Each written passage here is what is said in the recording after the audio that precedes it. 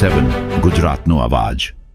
નમસ્કાર દર્શક મિત્રો, i7 ન્યૂઝ ગુજરાતીની સાથે હું છું આપની સાથે પાયલ બામભણિયા। તો જોઈએ આજના મહત્વના સમાચાર। મહીસાગર જિલ્લાના લુણાવાડા તાલુકાના લાલસર ચોકડી ખાતે બે ડીજે દ્વારા કોમ્પિટિશન બાબતે ફરિયાદ નોંધાવી। એક ડીજે ઊભું હતું, તેની સાથે બીજું ડીજે લાવી અને કોમ્પિટિશન કરવામાં આવી હોય તેવી ફરિયાદનો ઉલ્લેખ। એકાએક કોમ્પિટિશન બાદ મારામારીની ઘટના અને તેના વિડીયો સામે આવ્યા। કોટંબા પોલીસ મથક વિસ્તારમાં ઘટના બનતા કોટંબા પોલીસ દ્વારા ફરિયાદ નોંધવામાં આવી। ડીજેના પ્રદૂષણના કારણે લોકો પરેશાન થઈ રહ્યા છે, ત્યારે કોમ્પિટિશન યોજી અને લોકો માટે મુશ્કેલી ઊભી કરનાર ડીજે માલિક સામે પોલીસની કાર્યવાહી।